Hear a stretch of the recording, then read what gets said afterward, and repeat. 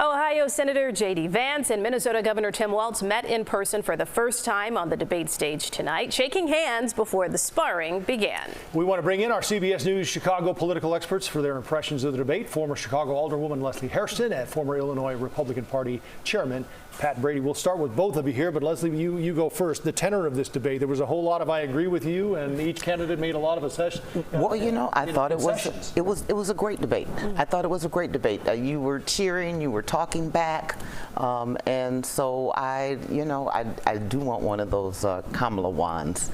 Did the tenor surprise you though? Yes, it did. It actually did. And I had people that were reaching out to me and saying, well, we want to see, slam that one. And I said, the purpose of the debate is to get your point across to help people see you. I know we sometimes like to see the jabbing, but it was nice not to see it.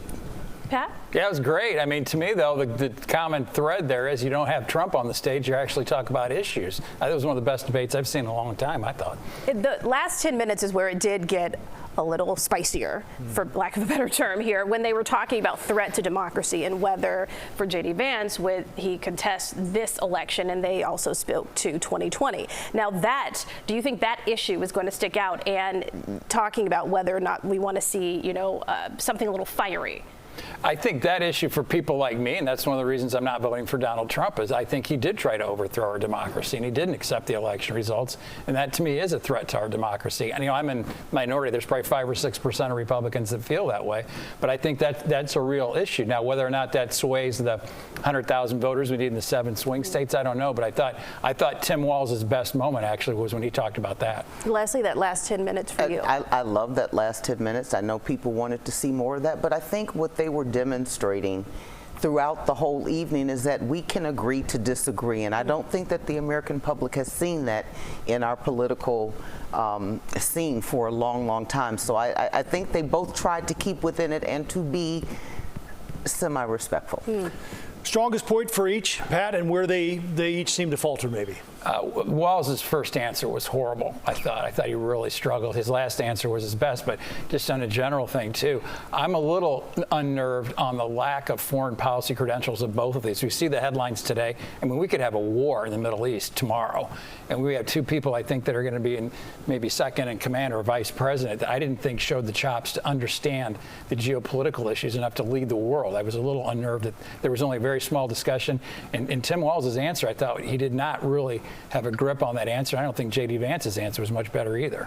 I think that Walz had a better grip, and I think what happened is the decorum that he showed and the thoughtfulness that he showed and the ability that he could tell the American people what was happening, this is why it's happening, and this is how we fix it. He never answered the question. Well, but he still told them, which is more than what we got from Vance was a bunch of words. But Vance answered. Well, he didn't say anything. I thought they were both weak on it. It scares me. He talked a lot. What scares me is someone like Vance being able to have access to nuclear weapons, being able to have that phone. That's what scares me, because you never know where he's coming from. Yeah. Even before the debate was over, Vance's team was saying that they won. And if you talk about, in your opinions, was there a winner here, or did you see something from both that really makes the playing field still level at this point? I think it's pretty even. I think, of course, I would think Walz did a lot better, because I think what he did was he reached out to the American people, he talked to the American people, and he explained things to them, which his opponent did not do.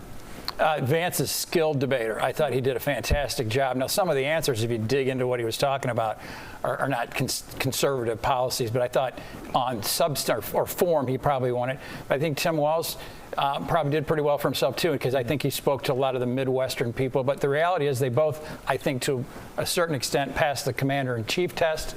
And I think that's what they needed to do. Pat, you made the point earlier on our 6 o'clock news that nothing's really changed since we were all together at the DNC. No. Did this change anything tonight? No. But I do think, at least for me, for watching this as what we watch all the time, there's a glimmer of hope that the nonsense, the political environment in the last 10 years, there are ways to do this and disagree, but not be disagreeable.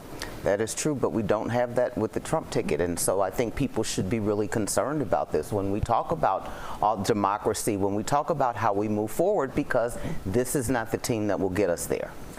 Leslie, Pat, thank you very much, as always, for your time. Yeah. Be happy, Leslie. Come on, things are looking good. Thank you both.